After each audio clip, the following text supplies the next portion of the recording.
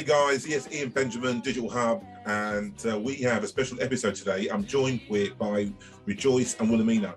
They are both the founders of the growing network, Be Digital, and I'm going to let them tell you all about it. But it's a network that was set up a little while ago to help young, inspiring digital individuals grow or start their career in the digital sector. So if you want to hear or listen to the entire podcast, please subscribe.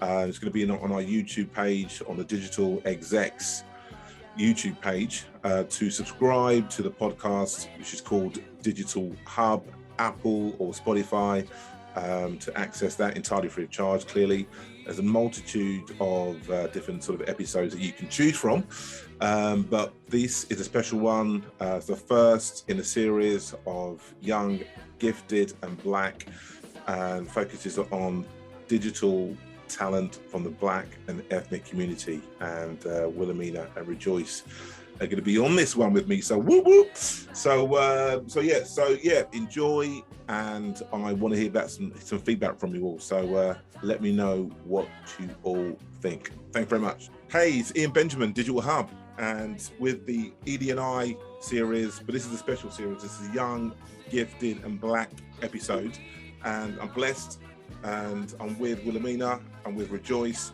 They are both the founders. I kind of touched on this in my intro, but this is they're here. It's actually live happening now. They are the founders of the Be Digital group. So we're going to have a little chat about that and find out a bit more about them individually as well, in typical Digital Hub fashion. So without further ado, we're going to kind of dive into it. So how are you two doing? Wilhelmina, you on mute? I'm good. Yeah? Okay. Rejoice, Yeah. Rejoice, you doing all right, yeah? Yeah, I'm good, tired, but I'm good. Superb. I want to say thank you as well for what you did with the video job description from an EDI perspective with your three employers and me. We're obviously working together and on some vacancies, so that's really good. So thanks a lot for that. Wonderful for your input. So but yeah, all right, great. So without further ado, so tell us a bit about what's going on then with tell our viewers and listeners a bit about Be Digital. Where did it come from? How did it start? Give us a bit of a 90 second 90 minute minimum. Imagine. Or 90 minutes on that only. Give us a 90-second summary on that. Cool. Don't rush to speak, either of you. Yeah, so Blimey. where did it start from? So for me, Rejoice, it just kind of started. We wanted to see a bit more representation. We felt like the SEO spaces and events and panels, etc., we saw didn't quite represent Black people. For both of us, you come into the space and it's already very male dominated, and as a woman you're trying to be seen, and then you come to the space and it's also dominated by white people and you're trying to be seen as a Black person. So for us it was kind of like trying to be seen as a woman, trying to be seen as a Black person. There isn't a space for that. We want to create that, and for us we will always be Black people first. So we were like, we make this space for Black people to let them know that digital marketing, there is a space for you, not just a space, a platform where you can be seen, your work can be appreciated, you deserve to be in these roles, how we can support each other to give each other the confidence and the support to be in these spaces. So that's how Be Digital started. For us, I think the main thing with everything Be Digital is what didn't we have when we started an industry and how can we create that for others? Right. Okay. Gotcha. Superb. Great idea. And when was this? I mean, how did this? Was it like you just went out for a drink, the pair of you, one evening, and then you thought, you know what? I'm sick of this. There's nothing there to kind of like that we can represent us as women and Black digital professionals. So how did it between you? How did you? It sort of started when we went to like Women in Tech SEO Festival. Right. We went there, and it's a very really awesome festival in general. But I think as Black people do, sometimes you kind of count how many Black people are in a certain space. So we were counting how many Black women we saw, and we saw a few, but I think in total, including us, there was 5. Right. Out of how many? Out of like about a couple of hundred people? Maybe 100. Oh, yeah. wow. Yeah, so it was quite packed. It was quite a busy day, but there was just 5. And that's I don't No think that's surprise, any, right? yeah, but that's no fault of the conference, the organizer, because I think it's people who just want to come, you Yeah. just buy your ticket. But I think that's when me and Wilhelmina was like, okay, we definitely need to create something like this Yeah. for Black people Okay, within and when was that? marketing. When was that conference, and when did you kind of kick it off? Ooh, it was around, I think around May time, because even before the conference, we had been like speaking about this idea, and we're just What, 21 or 20 or No, it was 2020? 20. We kicked it off in July 2020. So I think the Right. conference happened either no, the it wasn't year. 2020. No, it wasn't 20. It was 20. No, it wasn't 2020. No, 2019. 2019. Yeah. I know, right? Was it really 2019? Well, Oh my God. 2019, yeah, because we weren't in the pandemic yet. I remember like we'd spoken about it casually, but we went to the conference and we were like, yeah, okay, now it's time to put pen to paper. We need to make this actually happen. We want to create a space like this, and we want to be able to be in an empowered space and hear amazing people speak their stories, but we want Black people to experience this as well. Like we want to create a space for them. So I think we launched it. We launched it during like the BLM stuff, but the idea and the conversation literally, I think it did start in 2019. We were talking about it so much, and then the BLM happened, and we're just like, okay, let's launch. Right. That is literally how it happened. Fantastic, fantastic. And why did you choose Discord as a platform? I mean, did you look at others? I mean, how did you kind of like get to that? No, because so I first wanted to create it on a Twitter thing, but Twitter actually limits you the amount of people that can join a group chat. Right. And I didn't want people to be sharing their numbers with each other. Yeah, okay. Trying to keep it private. And Discord is it's the best way to do it, because with Discord you can share PDFs, documents, you can share all sorts of things. It's such a great platform to kind of host a community. So we decided, and people did suggest Discord. So we went with Discord because it was free. We didn't have to do much, and more people can join and be able to create that different channels. Right. We didn't want to do on Slack because, again, Slack was kind of finicky for us. And we just decided. Slack was what? Was very finicky. It was very hard to kind of maneuver. I think with Slack, I really didn't want to do it on Slack because it was just like we didn't want to pay for it. So let's go for the free version. Discord. And Discord allowed us to kind of create it there, and I really do enjoy Discord because I think it's such an easy tool to use. Right. Okay, cool. Now, superb so far. I'm still kind of getting used to it, and I'm an old man, so kind of getting used to different platforms is a bit kind of daunting for me. I feel as though I'm going to break it or delete something, or but also actually that brings me on to one of the little videos that I did about digital career opportunities. I couldn't upload it to the platform. Do you know what that was? Do you know why that didn't work? I have no idea. I actually have no idea. I'm still trying to like understand the platform myself. Oh yeah, okay, cool. So maybe I need to ping you the because you know when I sent you both, I couldn't upload it. I couldn't upload it. So if you try to ping it over again, I'll try to sort of look into it and see if I can post it definitely. on my end. I totally forgot about that. Do you know what I mean? So anyway, let's kind of get back on track. So superb. So how did you try and grow it? How did you try and grow Be Digital? How did you come up with the name Be Digital? We needed something to represent Black, so it's very obvious that we mean Black and digital. Black alone. Yeah, but it could be like Be Digital is like, you can be digital. It could be that. Yeah, as well. So I think shout out to a guy called Junior, because when we were discussing it with him, we're just like, we want like a really cool name, Be SEO, maybe not. And then he was just like, okay, why don't you just add the word digital? And then I was like, wait, okay, digital, that makes a lot more sense. Junior. Yes, so Junior. Shout out to Junior for that, for helping us with the name. Superb. Yeah, big up to Junior, man. Well done. So that was it. So the penny dropped, as they say when he said digital. Okay, good. All right. And then so how have you kind of grown the membership, and how have you kind of got the word out there? How did you do that? So that's pretty clever, because how many members have you got now? Almost, like, I would say, almost 200. Okay. Almost 200. That's awesome. And then so from a standing start, how did you kind of get individuals who are digital and Black and get the word out to them? What channels did you use for that organic growth of taking it? Yeah, we just kind of shared on our socials, like, you know, people that we didn't know in the industry, like tell your friend, tells your friend, tells your friend who might have somebody who works there, like let them know, so we're building. And then for us, the reception we got kind of made us know that, okay, this is needed, because everyone was like supportive. Everyone was like, yes, how can we help? How can we be a part? And even to a point where it was even going more quicker than we had anticipated. It's a point where we like, wait, we're just now like understanding and realizing what it is that we're creating, like this thing where it's how we thought about it is not the way that it is. And that was amazing, just seeing how much people wanted this and what they wanted from us. And that's been great for our growth. So Superb. we just share. And I think we're really, really blessed that people even message us like, how can we help? You know, how can we boost this? And we're like, just share and tell everyone, please.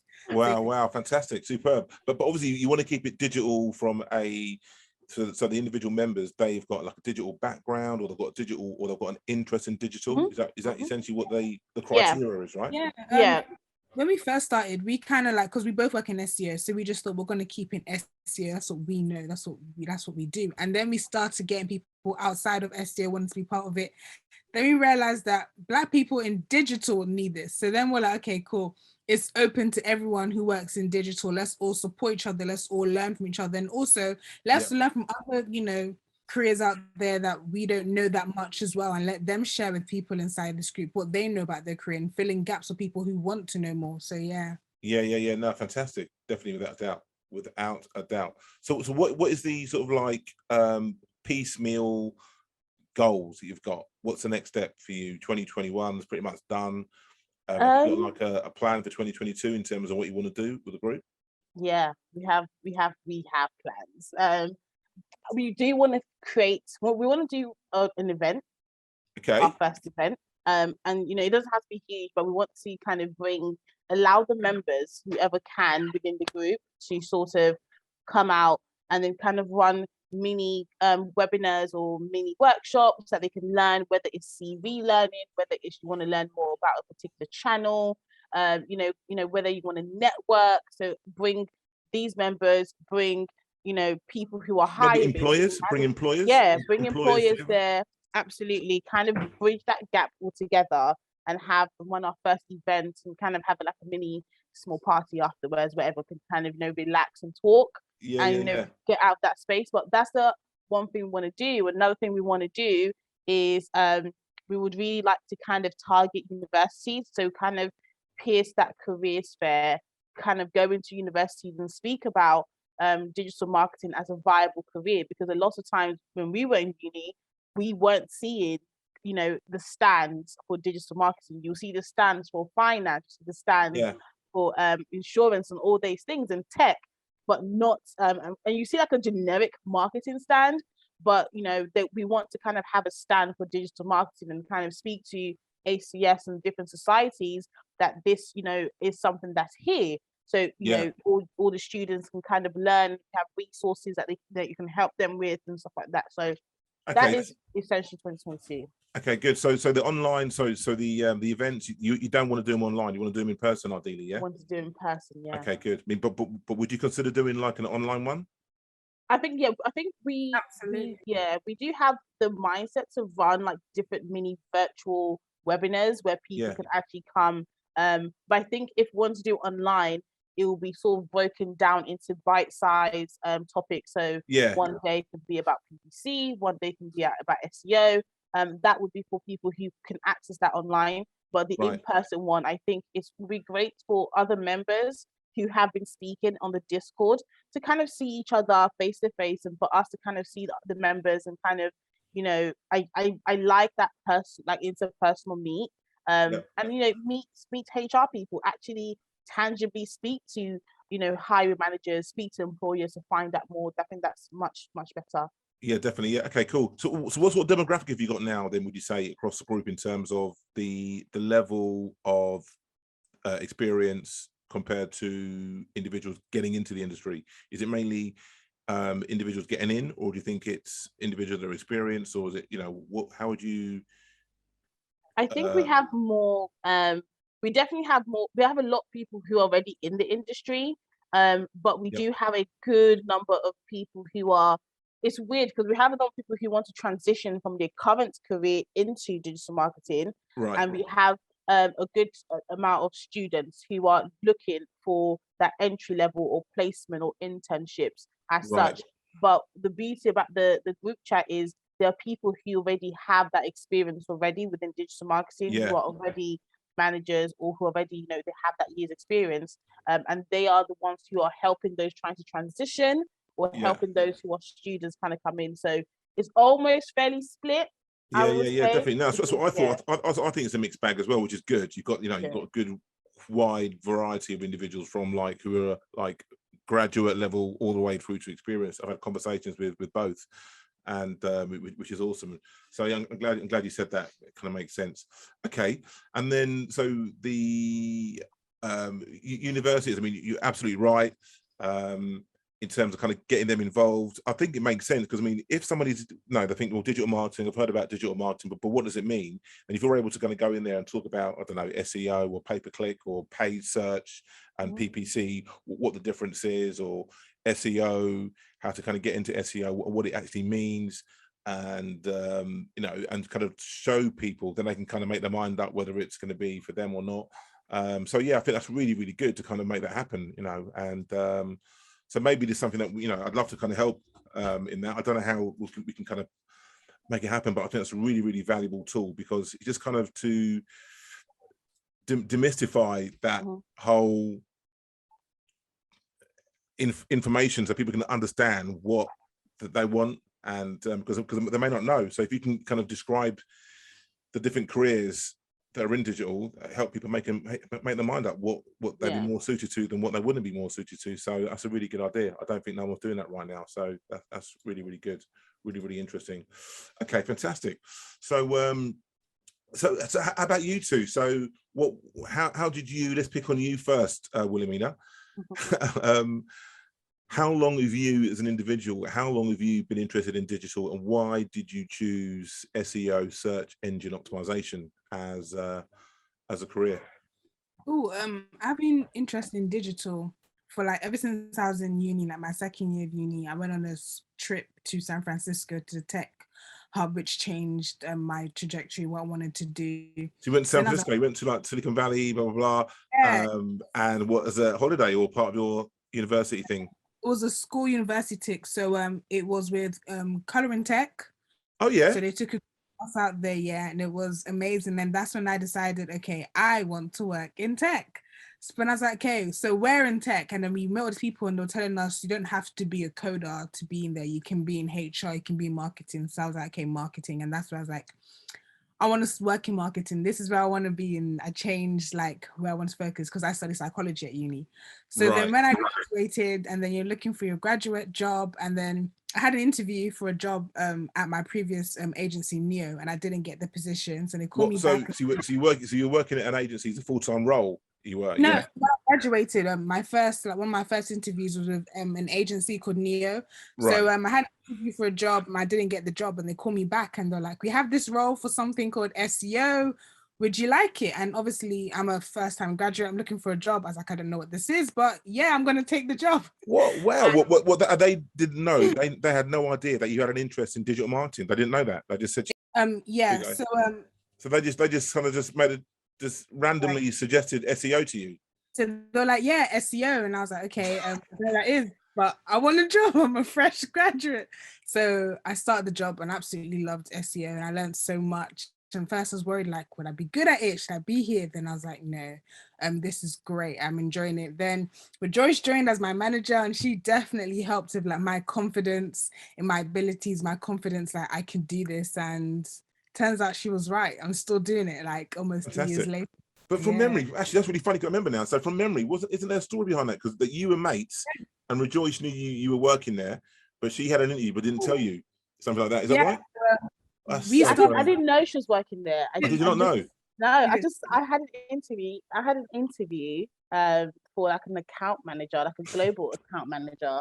And I think I was sitting in the lobby, and then I just heard someone call my name. I was like, wait, no one here knows me. Who is calling my name? And I looked up, and it was Wilhelmina. I thought, oh my God, it was so funny. It was because we literally came back from a holiday. Yeah. Together. We came back from holiday and Together. yeah, because I saw her in Ibiza and I thought, okay, hi. And then I came back to London and then she's now at this place that I'm interviewing for. Yeah. So I went in and she was like, oh my God, good luck and whatever. I said, cool, I'll keep you posted. Wow. So how long was that up when you saw it at the interview? How long was that after you were on holiday? You met her I saw her before. So Rejoice is the only person I knew who had a job in SEO. So, and I knew from like socials because she tweeted about it. So I DM'd her like, hi, I've seen you talk about, this job you do called SEO. I'm about to start a job and this is what it's called. How is it? And she's like, you're gonna love it. It's great. I was like, okay. Then we went to Ibiza. And then I saw her in Ibiza. Then I was like, oh, hi. And then we started like talking there. And this was in like August. And then in October, I'm on my way to the bathroom. I look and I see her in the reception. I'm like, what are you doing here? She's like, I got an interview. And I was like, congrats. And then that was even like in the beginning of September. So the end of September, she messages me like, by the way, I got the job. And I'm like, yay. Then she comes to work. Then she comes to work and then it's great. Then it turns out she ends up being my manager. So it was just great. Amazing. Just meant to be, innit? It's meant to be. Yeah. And then we just got really, really, really close. And then, yeah. And you both do the same thing. That's just both do the same thing. Both at SEO, both at the same company. That is crazy. So yes, you both on this SEO journey. So okay, cool. So that's your story in terms of how you kind of got into it. You loved it.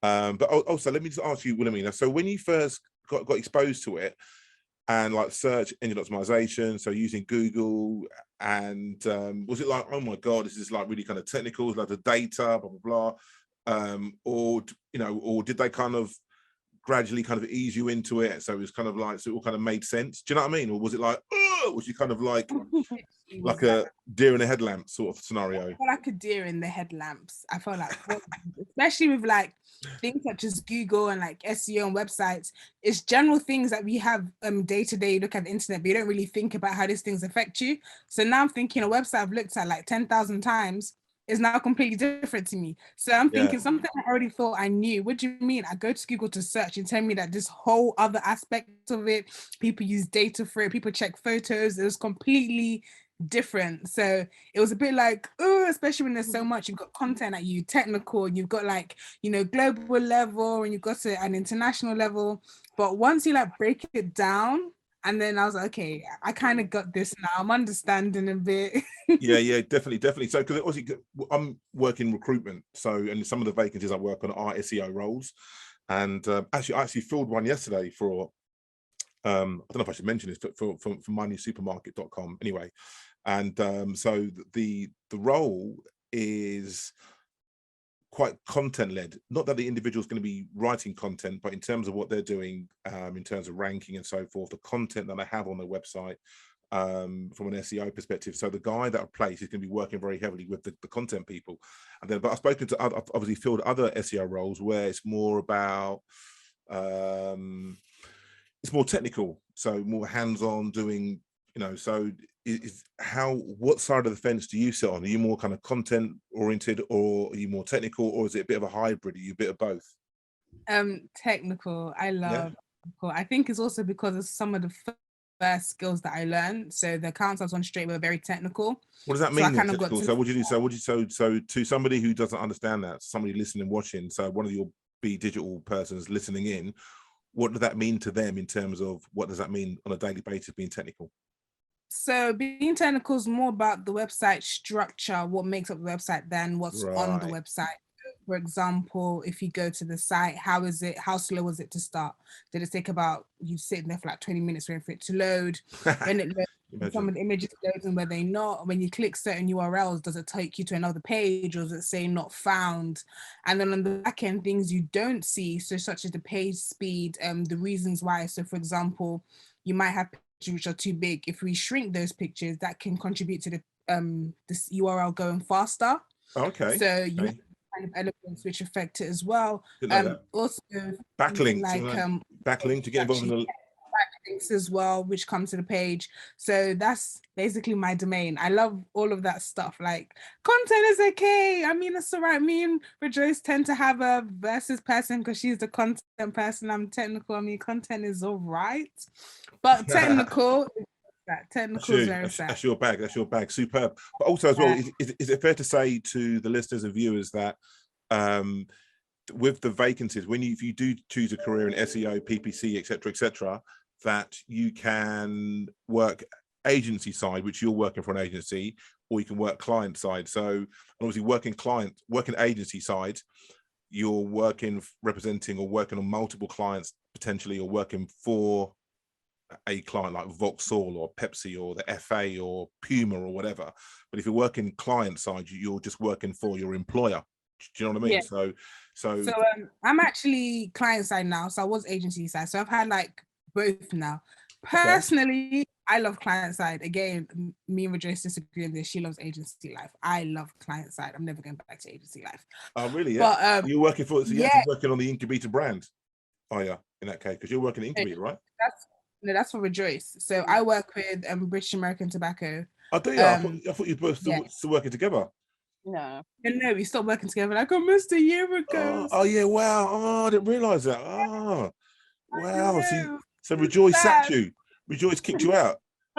You did. She gave you the elbow, yeah? You weren't putting any weight. Excellent. So you're now working client side. That's what I mean. So you're working for an employer, not a digital agency, right? Gotcha. Yeah. Superb. Interesting. Superb. Rejoice, so it's your turn now. So we're going to give you a bit of a going over. So what made you get into digital, and what made you choose SEO? So after I did my master's in marketing, nice. I wanted to kind of combine my undergrad with my master's. So you've done masters in... Yeah, I did my master's in marketing, undergrad in IT management. Ah, right. Yeah. You know, let me stick to the marketing side. And then I found out towards the end of my master's, I found out about digital marketing. So I thought, okay, you know, I didn't know all the pillars or all the channels that go into digital marketing. All I knew is digital marketing. And how long ago was this? Although it's just digital. I think I graduated in 2018. Right. And so I started my graduate job in SEO as a junior SEO exec. It was like a graduate scheme. And that was an agency when I started. And then I left after a year and I went client side. Oh, did you? Yeah, like a month. I hated it. Did you really? So you prefer working agency side because you've got the variety of clients. I prefer work. I definitely prefer working agency side because I love looking after different accounts. Right. But I think also the client side that I was in, the company, I just thought was really, really bad. So my mind could change. Like, I think maybe now where I am in my career, I wouldn't mind client side, but not for me, nothing beats agency. It's fun. Right. Yeah. Okay, so good. Superb. So that was me. And then that's how I've sort of stuck into SEO. But what made you choose it? What made you kind of like, so whereas Rejoice, had an opportunity for a company, they said, look, SEO, and she was like, what does that mean? And then she looked at it and she's like, yeah, this is definitely good. So what made you choose that? Because you could have gone PPC, you could have gone web, you could have gone UI, UX, you could have done something. You know what I mean? At the time when I was being interviewed, they said, oh, you're quite good with data. So SEO would be the right fit for the start of the placement. The placement was meant to be rotational. Well, the graduate scheme was meant to be rotational. So essentially, after 3 months, I was meant to move from SEO to PPC and do like a whole rotation of the digital, the digital department until towards the end of the year, I can then decide where I want to sit. The issue was they forgot that they left us for like 6 months in the role. No way. So it got to I was in SEO for 6 months, and then they wanted to rotate, and I was like, no, because it's too long. It's too long because now for us to rotate and a new person comes in, do I have to do a handover? Because now the clients are so used to me because I'm the one who's done everything. It didn't make sense business wise to rotate everyone. So everyone just stayed exactly where they are. And I guess it's lucky, isn't it? It's lucky, really. Into SEO. Definitely, yes. Wow, that's mad. That's mad. A bit too long. I just forgot to left you there. Maybe you did such a good job. I thought you were like, I think they're just happy. It's like, everyone's happy. So let's just forget everybody. So I was like, that's fine. Wow, that's so funny. So what did you okay, so you did it for 6 months and then so that was it, full-time roles. And what time did you decide that you're gonna be more technical, like Rejoice, or are you more content related? What side of the SEO fence for you? I've always known I was content. I've just always known it. Because content to me is my thing. You know, outside of SEO, I do content stuff in terms of like helping people with like engagements on platforms. So I've just liked content. I think I like content because I used to really enjoy like sociology and understanding, and I enjoy the concept of consumer behavior, and all of those feeds into content because how you look at it, what your consumers want when you're searching, Right. and you know, so for me, content was always that. What happened is I've always been in roles where I have to be an all rounder, where I have to do content and technical. But my passion has always been content. Right. Okay. So if you had a choice, you go down that road. If you had a choice, pretty much. If I had a choice, I would have started with content marketing a long time ago. Wow. Wow. Okay. Interesting. Yeah. Superb. So do you like video? Do you like video and stuff like that? And you know. Yeah, I like video optimization. All of that fascinates me. I love content writing. Content writing, I think I really enjoy. I love optimizing. What yourself? You kind of get into it yourself, writing yourself. You kind of I love sitting down. I love doing keyword research. I love doing that. I love doing content audits. I love looking at positions of your content, how can we optimize? I love repurposing content. I love going into CMSs, changing content. Wow. All of that is fun to me. I'll be there all day, changing content, typing, creating briefs. I need to give you my little I need to pay you something. That's something I don't do. I've got a couple of platforms that I need to update with content all the time. I don't find the time to do it, and I struggle. I don't know, it's just not my thing. So I have to kind of hire you part-time to do a couple of bits for me. Do you know what I mean? Fine with me. Yeah, I'll take it offline. I'll have a chat to you. I'll ring you tomorrow. Help me out. Superb. That's fantastic. Really, really good. Really, really good stuff, man. Brilliant. So that's it, man. So you guys have got your kind of career sorted, your SEO. You're just going to go on the SEO rocket ship and kind of like hit different stratospheres, levels of it, right? Yeah. By the sounds of it. Fantastic. So what would you say then? So, I mean, with Be Digital, you've got individuals who are coming into the digital space. What would you say to them? What's the best bit of advice you'd say to them to get into it? What should they do on their own? I would say start with resources, start with guides. I would say I would advise maybe take a course, a free course. There are loads of free courses that can teach you the basics of SEO. Once you understand the basic of SEO and what it's about and what search is about, then you are good enough to enter an entry role, because then no one needs to teach you what metadata is. No one needs to teach you what a page title is, all of those things. And a great place to start is HubSpot's SEO course. It's quite detailed, but it's free and you can get certified. You can put it on your LinkedIn. And I really like that course because it breaks it down quite nicely. It breaks it down into what goes into like a technical audit, what goes into like content, and how that split happens. So if you want to start to learn about SEO, there are loads of resources out there. There's learningseo.io that shows you like a roadmap of how you can kind of start with your SEO learning. It provides you with free guides, free tools, free resources, everything. So I wouldn't ever tell anyone go and pay for a course. No, there's so much free resource there. So many out there that you can literally learn. But obviously the best way to learn about SEO is on the job, but to just start your knowledge. The fundamentals of it. Fundamentals of it you can learn online. Yeah, exactly. All right, super. That's really good advice. Fantastic. Would you agree with that, Wilhelmina? Absolutely. Like Rejoice said, definitely doing that learning is important to learn. Like we've both mentioned our favorite niches and where we like to focus, but the reason why we can do that now is because we learned the basis across both. So if I ever need to do something content wise, I can do it. So can Rejoice when it comes to technical. So learning across all and then kind of finding your niche. For your niche within that. Yeah, definitely. Okay, cool. Fantastic. And it's definitely not the thing with SEO is not only content and technical.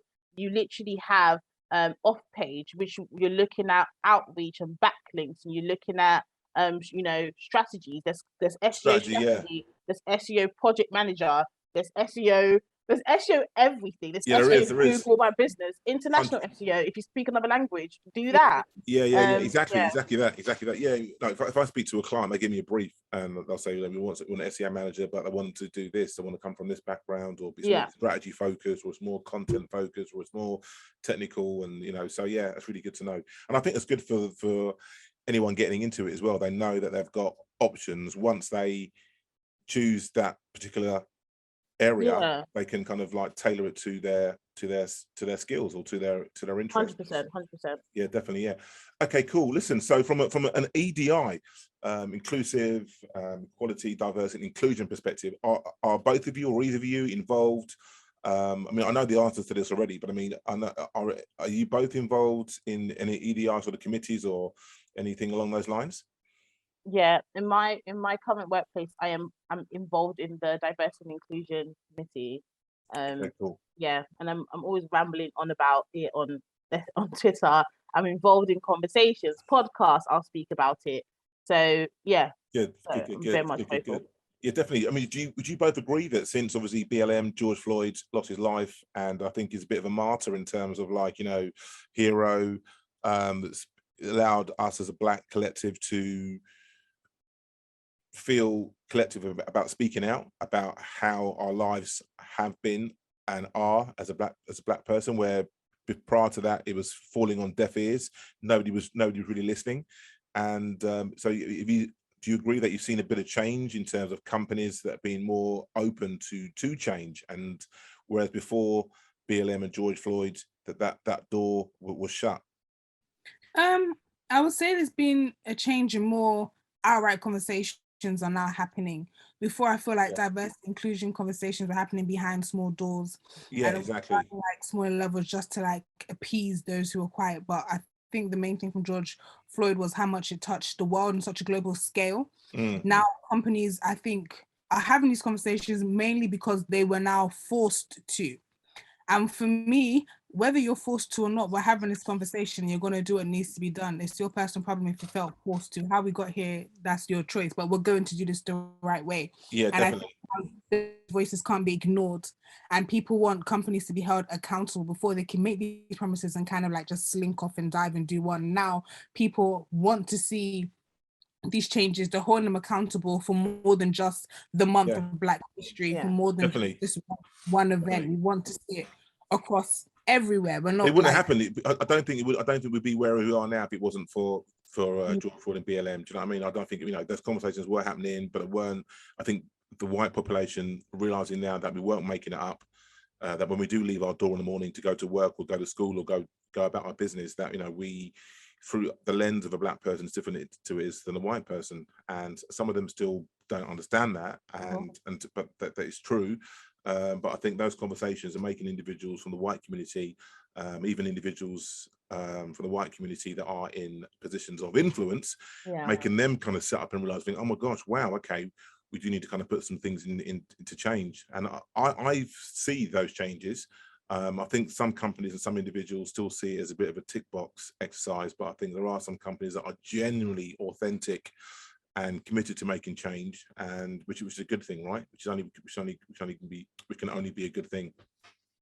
I mean, so yeah, I agree. I think because of the whole George Floyd and BLM, it's now companies, you can't ignore it anymore. Like it's literally there, and if you ignore it, then it's just, that tells us that you don't actually care, because what the whole George Floyd did, it puts everything in your face and there was no escaping it, and it's almost like you now have to take in the experiences of Black people. You have to look at it. You now have to look at it not from the perspective of your work from the police. You now have to look at it from the perspective of work, because then the idea of the well-being and mental health of Black people came into place, because now workplaces has to be like, oh my God, there's a demographic that we have employed that are being impacted by what they see, and the conversation about, do we actually consider the well-being of those who face racial injustices in our workplace, because that can affect your productivity as an employee. So for me, I guess what that did was it just made the conversation a bit more easier to have, because now you're seeing it. And also it allowed us to weed out the companies who didn't care. It allowed us to weed out the people who were trying to, I guess, disagree with our experiences. Yeah. And for me, it just made it easier for me to know what companies I wanted to work for, what companies I didn't want to work for. Yeah, definitely, without a doubt. A lot of that comes back to some of that comes back to what you spoke about in terms of data. I mean, the data doesn't lie. Yeah. And when companies do that internal research and look at their organization to see like how many people of color are in those board positions and or in even mid-level management positions, there aren't any. And it's not because we're not qualified or able to do the job, doesn't give them the bloody opportunity to do it. Yeah. And you know, and once we're in there, it's you know, it's fine. And also I'll say this as well, I've said it a few times on previous podcasts that I've done, is that as a recruiter or as a headhunter, and I'm reaching out to a Black or Asian or Chinese person or anyone that's non-white about a vacancy, and on multiple occasions they would say to me, Ian, do you know what, I'm going to stay where I am. They just sit on their hands because they're tired of repeatedly going through the process of being interviewed for a position, and for 6 to 8 weeks, 3 interviews, 4 interviews, this, that, and the other, and they don't get the job, and then they find out, or they see on LinkedIn, or they hear that somebody less qualified than them has got that role. And I've got a young son, he's going to be 18 in February, and I do not want him going through life like that, having a couple of those situations in his life, and he thinks, you know what, I can't be bothered to try anymore. I'm just going to sit here and not push myself. And so that, I can't even describe what that feels like to me. And so that's got to be eradicated, I think. You know, the people that just sit on their hands and don't push themselves because of their being just awful. Do you know what I mean? You know, because not everyone's got that spirit to fight and kick walls down like you have, Wilhelmina, or Rejoice. You know what I mean? Or myself, perhaps. And so but they just get sick and tired of not having that opportunity to take away from them. Do you know what I mean? So hopefully we're collectively as a community of people of non-white people of color are going to be enjoying the fruits of an inclusive society kind of going forward. Do you know what I mean? You know? You know, fantastic. Okay, cool. Listen, so okay, we're getting towards the end. It's just kind of conversations flying. So what do you think digital companies, or what do you think non-digital companies, but they're still employers, what can they do to help make the transition for young individuals to enter the digital sector, make that more sort of a seamless, smoother transition? What can they do? Definitely to listen and action. We're tired of having conversations about what can we do for you, how can we help, but you're not actually listening. You just want to have that meeting for the sake of the meeting. Listen to those who are giving this advice and work with them to implement this, actually make that change, and don't make changes which will be here for today and tomorrow. Make long-lasting changes that will benefit long after you leave said company. So I think that's a big thing that companies can do. And also, even if you're not in positions to make things happen, if you're in a position where you are in those spaces where those who can make things listen to your voice and hear, use that voice, share it, and let people know. Yeah, definitely. Then that's good. Well said, Wilhelmina. Absolutely well said. Okay, cool. And then what can I do? What can Ian Benjamin do? Because you must think, recruiters, what are they doing wrong? Why can't they do this? Or wish they would do that? So what can I do as a digital recruiter to help facilitate or help some of the digital members, especially the experienced members? Because the clientele that I've got are looking for more experienced people. What can I do you think, to help you guys and get the? I think one thing is very useful is a lot. Just recruiters might possibly help with like interview practice, CV, feedbacks and stuff like that, because a lot of times, some people don't know where to start with their CV or how to position certain CVs for certain roles. What kind of keywords, buzzwords should they be looking at? I think, if those kind of resources were available, it will be a lot easier. And for entry level, I think maybe also, I don't know how well recruiters speak to the employers, but maybe try to see if we can diversify the roles where we do know certain companies hiring for entry levels. Maybe ask to see if that's something they can consider.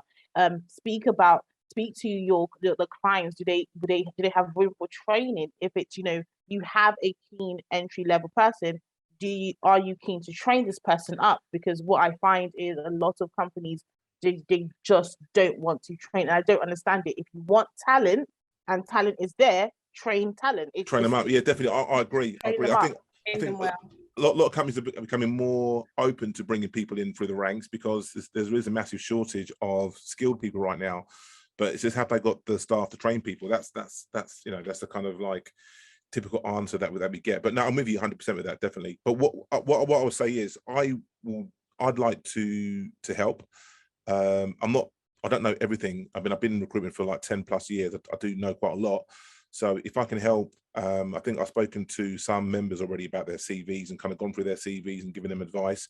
So I'm happy to do that. Maybe, I'll put aside half a day for Be Digital members a month.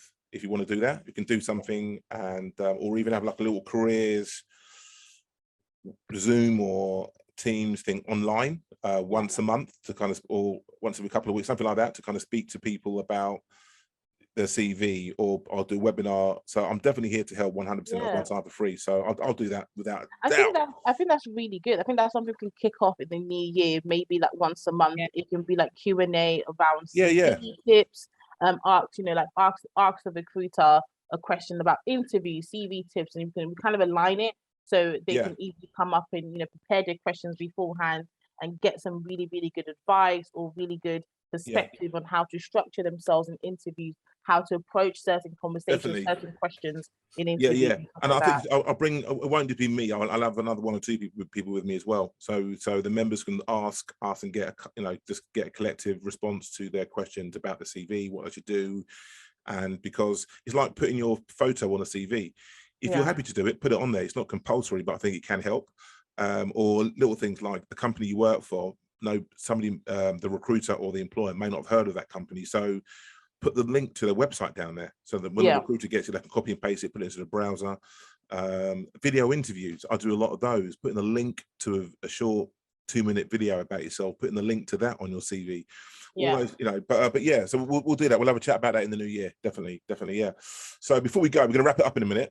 It's been amazing. Loved it. The conversation's flowed really, really well. So it's been really, really good. I can't wait to get it out there. But both of you now, I will always do this. We do like a little quick fire round. So to my guests. So Wilhelmina, so tell the listeners and viewers something about you that I don't know. I don't know if this counts because you just found out, but yeah, I model as well. Yeah, I was hoping you're going to say that. Do you know what I mean? So you got to check out Wilhelmina's Instagram, guys and girls. Do you know what I mean? I was like, damn. So have a look at that. Have a look at that. So you did modeling. Rejoice, tell us, share with us some of that, the viewers don't know about you. Oh, what do they not know? I feel like I'm really open. What do they not know? Okay, so I have quite a few allergies. Oh, do you? Oh my gosh. Yeah, so I have this thing called OAS, which is an oral allergy syndrome, which means because I have hay fever, there's certain fruits that I just can't eat. Certain roots? You said roots? No, certain fruits. Fruits. Yeah, that I can't eat. So kiwi, plums, apples, sometimes strawberries. But they've got seeds in it. Is that why? Anything with a seed in it? I have no idea. I think it's to do with pollen, but they always affect me, and I just don't like. And I really like them. I think they're really tasty, but I just can't eat them. I can't eat them a lot because I will have an allergic reaction. But the worst one is apples. I cannot eat apple. I can't drink apple juice. But I can eat apple crumble because it's cooked and all the citric juices are gone, and I can eat that. So that's what people don't know about me. Wow. Okay. Cool. So to get to Rejoice's heart, to soften you up, just bring you an apple pie. Yeah. An apple pie and apple crumble with custard. A-okay. Mr. Kipling's for Christmas. You know what I mean? I'm going to be cheeky here and share another fact about Rejoice people might not know. Yeah, go for and I've it. known it for about 2 years, but it shocks me every time and I still can't get my head around it. So basically, Rejoice can't eat a full English breakfast without putting honey over everything. Really? Oh yeah, I can't eat a full. I cannot eat a full English without honey. honey. Yeah. Why? Honey doesn't even drop at all, man. Doesn't even make sense. Why? It does, because I'm so sorry. Try it. It's because you put it over the sausage, you put it over the egg. No, man. You're spoiling the food, man. You're spoiling it. No, it's absolutely amazing. Like, okay, if you think it's bad, like it is bad, babes. It got to a point where my partner had to leave honey in the car, because anytime we go on breakfast dates, I'm always asking, do we have honey? No way. In the car. So, it's mad, absolutely mad. That spoiled my food, man. That spoiled my food. It's like putting. I don't even like pineapple on my pizza. Doesn't make sense. You know what I mean? I love pineapple pizza. No, or having. I don't even like cashews in my Chinese. I don't get that either. I mean, that's nice too. Do you know what I mean? That's nasty, is it? But no, cashew in your Chinese is delicious. Really? No. I have a weird food thing. I'm more surprised that you think that. Do you know what I mean? Superb. Superb. Okay, look, the last thing, is there anything you both want to say collectively about yourselves or about Be Digital before we kind of wrap it up? No, go Wills. Just support Be Digital, follow us on our socials, and also look out for our website, which we will be launching at the end of January. So yeah, just continue what we're doing. So what's the Be Digitals? What's the hand? Well, how can I find you on Insta and everything? What's the So you can find us at BeDigital_UK. Rejoice, help me out. Is that the Instagram or the Twitter? I think that's the Instagram. So Be Digital. So Be_digital UK and that will be for us on Instagram, and BeDigital_UK is on Twitter. Superb, wonderful. Well, listen, it's been an absolute blast. I loved it. Really enjoyed it. So much and I hope you guys have as well. We'll do it again later on in the year, not later this year, later on in 2022. I mean, this year's done. This year's done. Fantastic, wonderful. Thank you guys so much. I really enjoyed it. Wilhelmina, Rejoice, Be Digital. Thank you. Thank you.